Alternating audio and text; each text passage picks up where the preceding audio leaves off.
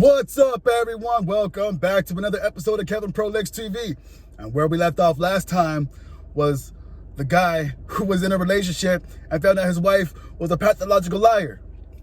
Now keep in mind, this may not be a real story, but hey, this is entertaining as all hell.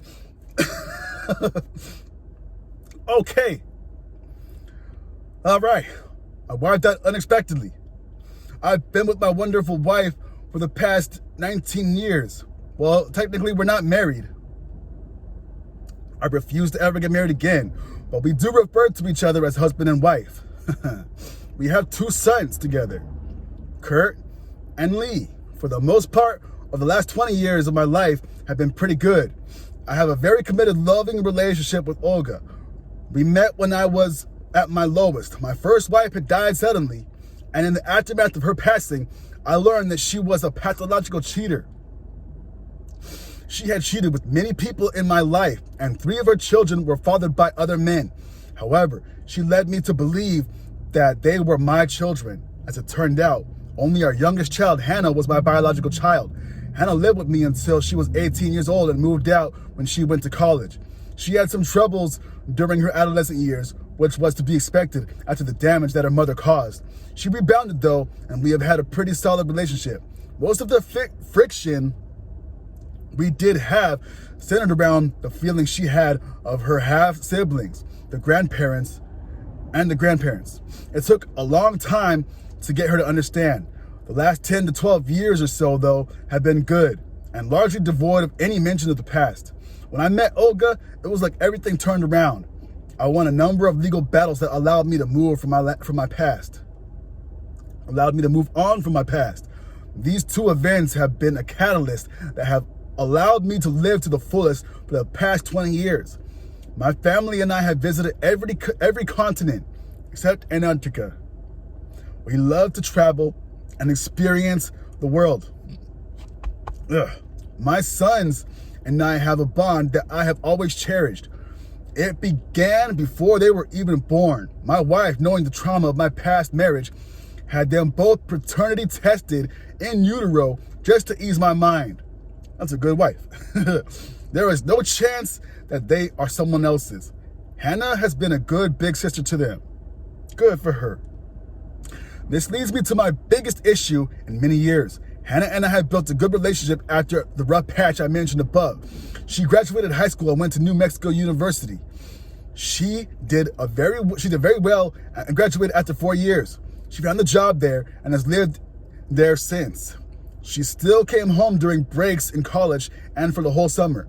Since graduating, I get to see her about 4 times a year. I make one trip a year down to where she is, and she comes home during Thanksgiving, Christmas, and Memorial Weekend. I'm saying all this to show that we do have a great relationship, and we were able to overcome all the chaos that was caused by her mother. The issue is she apparently reconnected with her half-siblings about 4 years ago. I had no idea. I can't understand how she can do this, knowing how much distress this would cause me. As it turns out, she also reconnected with my father, as he is the only grandparent she has that is still alive. From what I understand, he is still doing fairly well for a man of 83 years. I could maybe get past this, like live a don't ask, don't tell situation between her and them. Yet the other half of this is unacceptable. 2.5 years ago, Hannah met her fiance, Tony. They don't work together, but the places they work at are next to each other. I like Tony a lot. He treats Hannah well and is an upstanding young man. The wedding is set for 1 month from now. I have minimally contributed to her wedding. Tony's family comes from some wealth. Not world-changing, but they are doing very well. With that being the case, and him being the one that really wants a large wedding, his family is huge. He has 6 siblings and something like 25 first cousins. They are largely footing the bill. As the father of the bride, I am obviously on task to walk her down the aisle, give a speech, and have daddy-daughter dance. Okay. However, Hannah just informed me that she has invited Rachel, Wyatt, and Julia, and my father to the wedding. I am 100% against this and have made this known to her. I do not want any contact with these people. That especially goes for my father, who chose my cheating whore ex-wife's children over me. Oh, shoot. Okay. The other three I hold no ill will towards. It was their mother's doing, but at the same time, I had no desire to see them. Just too painful.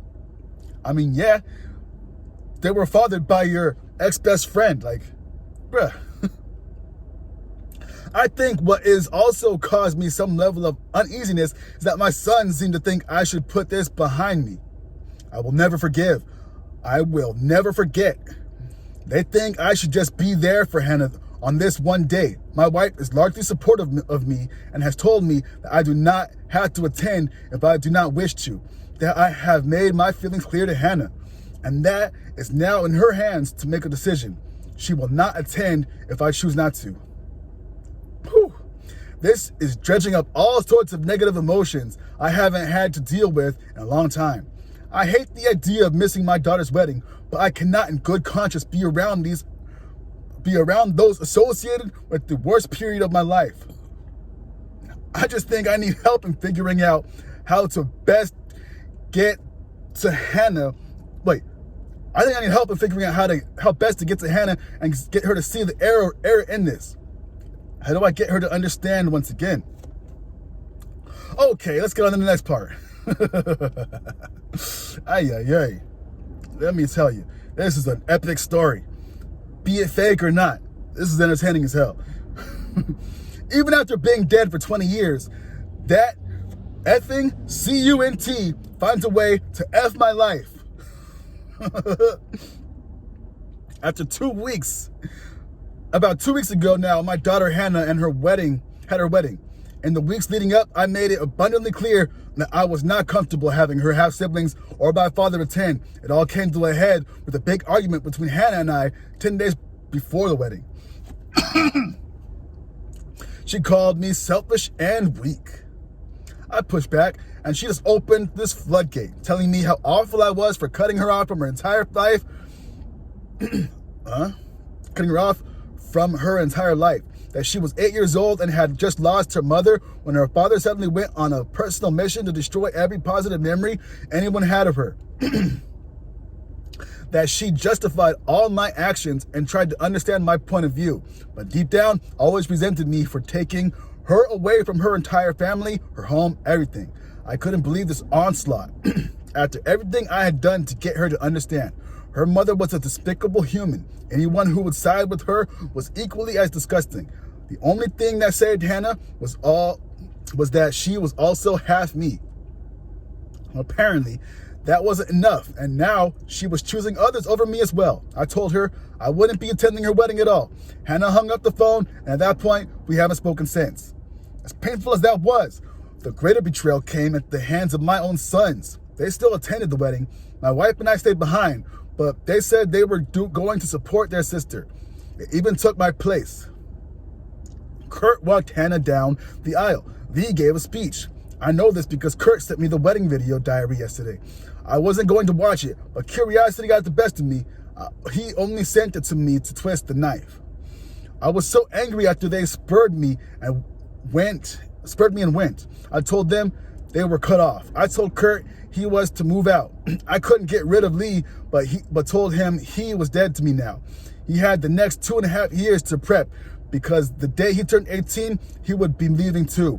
That's when Olga, who had been supportive up until that moment, intervened. She told me I wasn't kicking them out and that I would be leaving before her sons would. We got into a huge argument and I left the house. I have been staying in a rental unit I own for the past 10 days.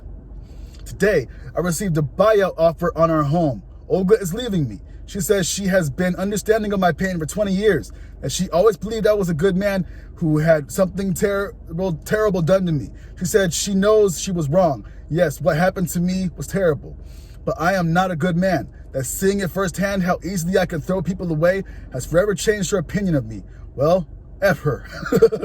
They just don't get it. They will never get it. None of them. That effing whore Oh shit, I said it. Don't come after me, YouTube. Just didn't cheat. She humiliated me. She effed my friends, my co-workers. She tricked me into raising her bastard children. There was nothing worse than that. Everything about her is vile. Everything that came from her, everyone she tainted. I'll accept that buyout. I'll sell my 2 rentals. I'll start over again. I'm moving on. I've been able to retire for a few years now, and that's just what I will do. Then I'm heading for somewhere far from all these traitors. I can't believe she is still doing this to me. She's dead. I destroyed her name, cut off everyone who defended her, dumped her ashes, moved far from our tainted home. And yet here I am, all alone, with everyone turning their backs on me. Flora, you sick bee. I guess you got the last laugh after all. End. Holy moly, that was an epic. That's like 30 minutes of straight reading. Man, my voice is shot right now. I need to drink some water. Hey, yo, if this is fake, I think it's fake, but it could be real. Names have probably been changed. Wouldn't be the first time some crazy stuff happened. Hey, yo. What do y'all think about this story? Like, comment, subscribe, and share. Yo, Buddy is cooked. His first wife completely did him in. But yeah, I've heard about that. You're with someone and they give the best parts of themselves that they won't give to you to other people. And the part where she had dudes coming on the ring that you gave her, bruh, despicable, unbelievable, unforgivable. If I was you, I wouldn't forgive that shit either. I may try to forgive just to forget about it, but ain't no way you're gonna forget. All those years, not to mention you got kids that aren't even yours that you thought were yours, man. Oh. And the people that don't get it, they'll never understand. Until it happens to them, then they could probably at least a little bit understand. And as far as cutting off your kids, you know what? Hey, I may not agree with it. It is what it is, but you gotta do what's best for you. No one else is walking in your shoes. And that goes for anyone. Like, if you're getting help from other people about your decisions, like, at them. Like, what's the point? You're not walking in my shoes. You don't know what I had to feel. You don't know what it was like. You can say you do, but you really don't. Like, I don't care what no one says. They can say, oh yeah, I completely empathize with you. Oh, I know how you're feeling. No, you do not know how they're feeling. You could sympathize with them and maybe get a feeling of what they're feeling, but you do not know exactly what they are feeling. But he's a kind of mind reader. Anyway, the story's been long enough. I hope y'all enjoyed it. Make sure you like, comment, subscribe, and share, and I'll catch you on the next one. Peace.